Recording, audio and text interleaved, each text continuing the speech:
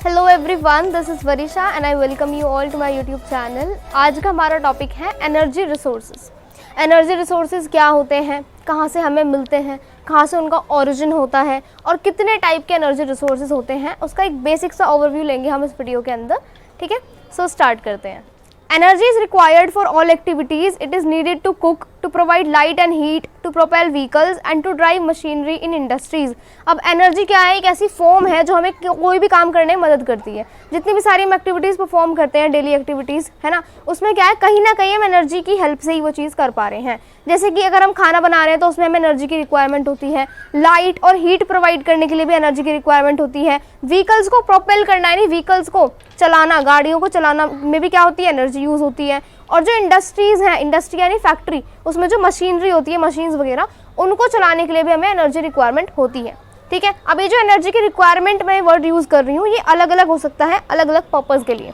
For example, हमें vehicle चलानी है तो हम पेट्रोल, डीजल, CNG इस रूप में, इस फॉर्म में एनर्जी को यूज़ कर रहे हैं। और अगर हमें मशीनरी चलानी है तो हम इलेक्ट्रिसिटी को यूज़ कर रहे हैं, कोयल को यूज़ कर रहे हैं, पेट्रोलियम को यूज़ कर रहे हैं।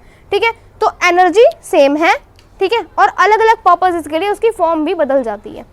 ठीक है, energy can be generated from fuel minerals like coal, petroleum, natural gas, uranium and from electricity. ठीक है, अब जैसे कि फ्यूल मिनरल्स होते हैं हमारे कोल, पेट्रोलियम, नेचुरल गैस, यूरेनियम और इलेक्ट्रिसिटी, इनसे हम क्या करते हैं, एनर्जी को डिराइव करते हैं, एनर्जी को निकालते हैं, जनरेट करते हैं, बनाते हैं। ठीक है, जैसे कि coal, petroleum, natural gas, uranium and from electricity. ठीक है, अब ये जो हमारा टॉपिक है एनर्जी रिसोर्सेज, इसके अंदर दो सब टॉपिक और आते हैं। एनर्जी रिसोर्सेज को हम ब्रॉडली दो पार्ट में क्लासिफाई कर सकते हैं, conventional source of energy and non conventional source of energy. Conventional source में क्या होता है, जैसे कि firewood, cattle dung cake, coal, petroleum, natural gas and electricity. Conventional source में क्या होता है, हम अर्थ के क्रस्ट में से एनर्जी को निकालते हैं किसी न किसी फॉर्म में, चाहे वो पेट्रोलियम हो गया, डीजल हो गया, कोल हो गया, कैटल डंग केक हो गया, ठीक है, या फिर इलेक्ट्रिसिटी हो गई, नेचुरल गैस हो गई। यहाँ से हम अर्थ के क्रस्ट में से निकाल रहे हैं। नॉन कन्वेंशनल में क्या होता है, solar, wind, tidal, geothermal, biogas, atomic energy, ये नेचुरली एनवायरमेंट में प्रेजेंट होता है। हमें अर्थ के क्रस्ट में से डिग करके निकालना नहीं होता, एक्सकवेट नहीं करना होता, है ना। इसको हम सिंपली एनवायरमेंट में प्रेजेंट होता है और खूब सारी मात्रा में प्रेजेंट होता है। ये नहीं है कि इसकी जल्दी खत्म हो जाएगा, ये क्या है, नॉन रिन्यूएबल है, ये रिन्यूएबल है, जल्दी जल्दी बन जाएगा, इसे साल नहीं लगता है बनने में, हर टाइम प्रेजेंट होता है अबंडेंस में। और कन्वेंशनल सोर्स में क्या होता है, ये नॉन रिन्यूएबल है, एक साल बन गया मिलियंस ऑफ ईयर्स में, तो फिर इसका फंड जल्दी जल्दी खत्म हो जाएगा, इसका जो रिजर्व है। ठीक है, तो कन्वेंशनल सोर्स में और नॉन कन्वेंशनल सोर्स में दो मेन डिफरेंसेस हैं। कन्वेंशनल सोर्स को अर्थ के क्रस्ट में से निकालते हैं, दूसरी बात, ये जल्दी खत्म हो जाता है और इसको मिलियंस ऑफ साल लगते हैं बनने में और ये दोबारा नहीं बनता जल्दी से, ये नॉन रिन्यूएबल होता है। नॉन कन्वेंशनल में क्या होता है, ये वाला जो सोर्स है ये एनवायरनमेंट में नेचुरली प्रेजेंट होता है अबंडेंस में, अर्थ के क्रस्ट में से नहीं निकालना हमको इसको। ठीक है, और दूसरी बात इसके बारे में यह है कि रिन्यूएबल है, दोबारा जल्दी जल्दी नया बन सकता है और बहुत सारा होता है। ठीक है, कन्वेंशनल सोर्स में पहला एग्जांपल है फायरवुड। फायरवुड होती है जंगल की लकड़ियाँ। अभी भी जो हमारे मोस्ट ऑफ द पार्ट है ना इंडिया के, जो गांव के हिस्से हैं, वहाँ पर चूल्हे पर खाना बनाया जाता है, जिसके लिए उन्हें क्या चाहिए होता है, फायरवुड यानी जंगल की लकड़ियाँ चाहिए होती हैं। उसको जलाकर वो क्या करते हैं, आग बनाते हैं चूल्हे में और फिर उस पर कोई बर्तन रखकर खाना बनाते हैं। ठीक है, तो वो जो लकड़ी है वो यहाँ पर क्या कर रही है, हीट बना रही है। ठीक है, एनर्जी की फॉर्म दे रही है जो है हीट, तो वो क्या हुई, एनर्जी रिसोर्स। दूसरा है कैटल डंग केक। डंग केक होता है उपला, जो गांव में यूज़ करते हैं, और वो कैटल वगैरह जो होती है ना, भैंस, गाय, उसके गोबर वगैरह से बनता है। उसमें क्या होता है, वो भी सेम काम आता है, लकड़ी की जगह उसको रख दो, वो भी जलता है और उससे भी हीट निकलती है जिस पर रखकर खाना बनाया जाता है। फिर ऐसे ही कोल, पेट्रोलियम, नेचुरल गैस, इलेक्ट्रिसिटी, आपको पता ही है। तो ये क्या कन्वेंशनल सोर्स है, कैसे, क्योंकि ये अर्थ के क्रस्ट में से निकले और ये जल्दी खत्म हो जाएंगे और इनको बनने में मिलियंस ऑफ ईयर्स लगते हैं। नॉन कन्वेंशनल सोर्स में सोलर एनर्जी जो होती है, ठीक है, जो धूप से मिलती है, wind energy, tidal energy, geothermal, biogas और एटॉमिक एनर्जी, ये सारी नॉन कन्वेंशनल है। एनवायरनमेंट में पड़ी है, बहुत सारी पड़ी है अबंडेंस में और कहीं नहीं जा रही बहुत सालों तक ये। ठीक है, नॉन रिन्यूएबल है, ओहो रिन्यूएबल है, रिन्यूएबल, ठीक है, यानी कि जल्दी जल्दी बन जाएंगी, दोबारा बन जाएंगी, क्या है, हमेशा प्रेजेंट ही होती है एनवायरनमेंट में।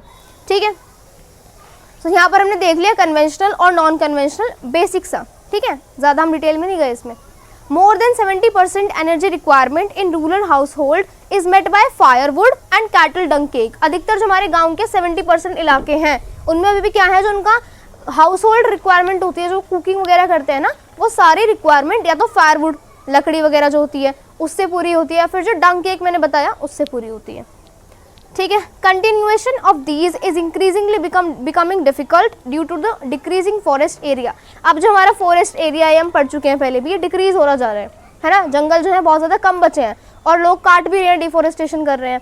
ठीक है, तो इसकी वजह से अगर ये चीज़ कंटिन्यू रही ना, अगर हम लकड़ी ही जलाते रहे गाँव वाले पार्ट में, बहुत ज़्यादा डिफिकल्ट हो जाएगा, क्योंकि डिक्रीजिंग फॉरेस्ट एरिया, फॉरेस्ट का जो एरिया है वो डिक्रीज होता जा रहा है। मोरोवर, और तो और using dung cake is to discourage. जो डंग केक है ना, उसको मना किया जाता है कि डंग केक भी यूज़ नहीं करना चाहिए, क्योंकि it consumes most valuable manure which could be used in agriculture. Valuable manure यानी जो खाद होता है जिसको हम खेती में यूज़ कर सकते थे, उसका आपने उपला बना लिया। ठीक है, तो उपला क्या है, और वो वेस्ट कर रहा है, उपला जलेगा, लकड़ी जलेगी, तो पॉल्यूशन हो रहा है ना, एयर पॉल्यूशन हो रहा है एनवायरनमेंट में, तो इसके बहुत सारे हार्मफुल इफेक्ट्स भी हैं। वैसे तो 70% रूरल इंडिया अपना हाउस होल्ड जो रिक्वायरमेंट होती है वो दो चीज़ों से पूरी करती है, फायरवुड और कैटल डंग केक। अब फायरवुड यूज़ करती है तो फॉरेस्ट एरिया कम होता जा रहा है, फायरवुड हमारे पास कम है तो फायरवुड भी यूज़ नहीं करना चाहिए। कैटल डंग केक वो क्या बनता है, मैन्योर से बनता है ना, जिससे मैन्योर बन सकता था, तो हम मैन्योर ना बना के कैटल डंग केक बना रहे हैं, जो एट लास्ट क्या करेगा, और एयर पोल्यूशन कर देगा। जलने के बाद लकड़ियाँ भी एयर पोल्यूशन करेंगी। तो जो दोनों प्रैक्टिसेस हैं इनको डिस्करेज किया गया है, मना किया गया है। ठीक है, सो यहाँ तक हमने पढ़ लिया एनर्जी रिसोर्सेज के बारे में, एक बेसिक सा हमने ओवरव्यू इस वीडियो के अंदर ले लिया। हमने देखा कि एनर्जी जो है हमें हर चीज़ में, कोई भी एक्टिविटी है उसमें रिक्वायरमेंट होती है। खाना बनाना हो एनर्जी चाहिए, लाइट हीट प्रोवाइड करनी हो एनर्जी चाहिए, व्हीकल चलानी है एनर्जी चाहिए, मशीन चलानी है इंडस्ट्रीज़ में एनर्जी चाहिए। ठीक है, अब एनर्जी क्या है, वो फ्यूल मिनरल से बनाई जा सकती है, कोयले से एनर्जी बना सकते हैं, पेट्रोलियम से बना सकते हैं, नेचुरल गैस से, यूरेनियम से, इलेक्ट्रिसिटी से। ठीक है, एनर्जी के अलग अलग फॉर्म्स होती हैं वेरियस पर्पसेस के लिए। एनर्जी रिसोर्सेज हमने पढ़े दो टाइप के, कन्वेंशनल, नॉन कन्वेंशनल। बीच के दो मेन डिफरेंस होते हैं। कन्वेंशनल रिसोर्सेज में क्या है, अर्थ के क्रस्ट से निकला है, नॉन रिन्यूएबल है। नॉन कन्वेंशनल में क्या है, नेचुरली प्रोवाइडेड है, एनवायरमेंट में हमारे अबंडेंस में है, कहीं नहीं जा रहा, रिन्यूएबल है। ठीक है, फिर हमने देखा कि 70% जो लोग घरों में यूज़ करते हैं, गाँव वगैरह में, वो दो चीज़ें यूज़ करते हैं, फायरवुड और कैटल डंग केक। लेकिन ये दोनों ही प्रैक्टिसेस क्या करी हैं, डिस्करेज करी गई हैं। क्यों, क्योंकि पॉल्यूशन तो होता है पहली बात, फिर फायरवुड हम अगर यूज़ कर रहे हैं तो फॉरेस्ट एरिया डिक्रीज होता जा रहा है डे बाय डे, तो फायरवुड हमारे पास कम है, फायरवुड जलाओगे तो एयर पोल्यूशन होगा। कैटल डंग केक बना रहे हैं हम, ठीक है, और वही जो चीज़ है उसको हम मैन्योर भी तो यूज़ कर सकते थे खेती में, वो ना करके हम ये चीज़ कर रहे हैं, और एट लास्ट उससे भी एयर पोल्यूशन होगा। तो ये दोनों चीज़ें डिस्करेज की गई हैं, इनको हमें यूज़ नहीं करना चाहिए। तो यहाँ पर हमने इसका एक बेसिक सा ओवरव्यू ले लिया। यहाँ पर हमने एनर्जी रिसोर्सेज के दो पार्ट पढ़े, कन्वेंशनल एंड नॉन कन्वेंशनल। ठीक है, अब जो कन्वेंशनल वाला पार्ट है ये मैंने आपको बेसिक सा ओवरव्यू दिया है, डिटेल में नहीं बताया।